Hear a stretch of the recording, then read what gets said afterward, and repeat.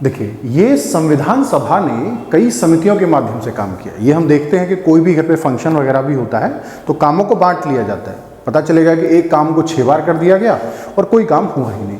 तो समिति ने, ये संविधान सभा ने क्या किया कि कई सारी समितियों के माध्यम से काम किया। जो प्रमुख समितियां हैं हम उनकी बात करेंगे। हाँ, तो पहली समिति स्टीयरिंग कमेटी या संचालन समिति। आप देखिए, स्क्रीनशॉट भी इसका आप ले सकते हैं। और जो संचालन समिति है उसके अध्यक्ष कौन थे? डॉक्टर राजेंद्र प्रसाद।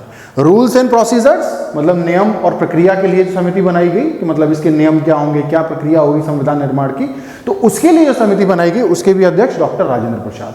संघीय शक्ति की एक समिति थी, मतलब कि union power committee, Jawaharlal Nehru. संघीय संविधान समिति, जवाहरलाल नेहरू। हाँ, इसके बाद हम क्या बात कर रहे हैं? ड्राफ्टिंग कमेटी, सबसे इंपॉर्टेंट समिति थी ये, इसके बारे में हम अलग से डिटेल में बात करेंगे। ड्राफ्टिंग कमेटी के चेयरमैन कौन थे?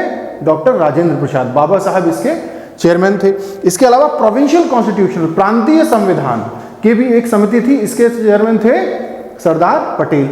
एक बहुत बड़ी समिति थी इसके अंदर, वो थी advisory committee on fundamental rights, minority issues, tribal and excluded areas. और ये समिति जो इतनी बड़ी थी, इसके अध्यक्ष थे सरदार पटेल। और इस समिति की 5 उप समितियां भी थी। उन 5 उप समितियों में 2 बहुत इंपॉर्टेंट हैं। ये उप समितियां कई बार परीक्षाओं का विषय बन चुकी हैं। ये 2 सब कमिटीज हैं, एक थी फंडामेंटल राइट्स पे और एक थी माइनॉरिटी अफेयर्स पे। फंडामेंटल राइट्स वाली जो समिति है उसके अध्यक्ष थे, इस उप समिति के अध्यक्ष की बात कर रहे हैं। इस समिति की पूरी बड़ी जो समिति है उसके अध्यक्ष सरदार पटेल है। इस बड़ी समिति के अंदर उप समिति जो है हम उसके अध्यक्ष की बात कर रहे हैं। कौन है? जीवटराम भगवान दास कृपलानी, जेबी कृपलानी। और माइनॉरिटी वाला HC मुखर्जी। एक और समिति थी states committee for negotiation with the states, मतलब राज्यों के साथ इस तरह के संधि समझौते करना कि वह भारत संघ में शामिल हों। और इस समिति के अध्यक्ष सरदार पटेल नहीं, जवाहरलाल नेहरू थे। अच्छा, इन बड़ी समितियों के अलावा कुछ एड हॉक या तदर्थ समितियां भी थी। उन तदर्थ समितियों में कुछ इंपॉर्टेंट समितियां हैं, जैसे एड हॉक कमेटी या तदर्थ समिति ऑन नेशनल फ्लैग, राष्ट्रीय ध्वज। इस समिति के अध्यक्ष थे राजेंद्र प्रसाद। अच्छा, एक और समिति थी, एड हॉक कमेटी थी, ये भी एक तदर्थ समिति थी। Ad hoc committee on citizenship, मतलब नागरिकता पर एक तदर्थ समिति बनाई गई और इसके अध्यक्ष थे एस वर्धाचारी। और ये एस वर्धाचारी संविधान सभा के सदस्य नहीं थे।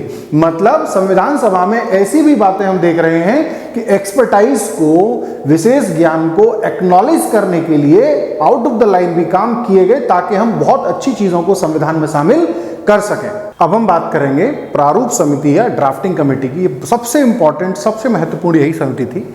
ये समिति बनी 29 अगस्त 1947 को और इसे काम सौंपा गया, सबसे महत्वपूर्ण काम, कि नए संविधान का प्रारूप आपको तैयार करना है। और इस संविधान समिति में, इस प्रारूप समिति में कुल सदस्यों की संख्या एक समय पर होती थी 7, मतलब टोटल 7 मेंबर होते थे।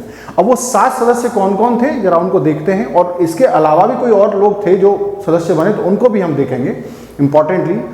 पहले डॉक्टर BR अम्बेडकर इनके अध्यक्ष थे। अब यहाँ इनसे रिलेटेड कुछ प्रश्न रहे हैं जो परीक्षाओं का विषय बने हैं कि ये संविधान सभा में कहाँ से चुनकर आए थे।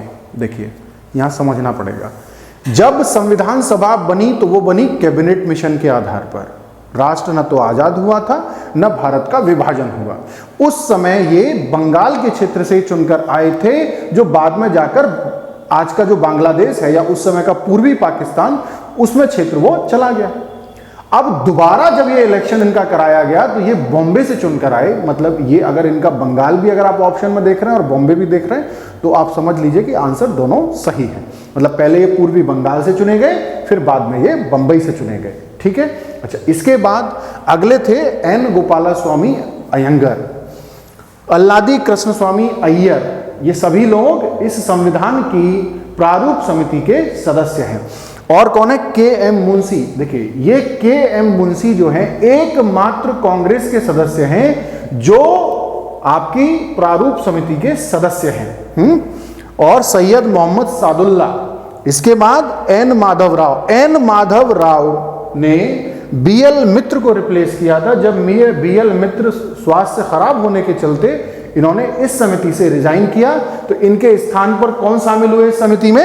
एन माधव राव। और 7वें सदस्य टीटी कृष्णमाचारी, ये शुरुआत से सदस्य नहीं थे। 1948 में डीपी खेतान की मृत्यु के बाद इन्हें इसमें शामिल किया गया। तो ये है हमारी प्रारूप समिति।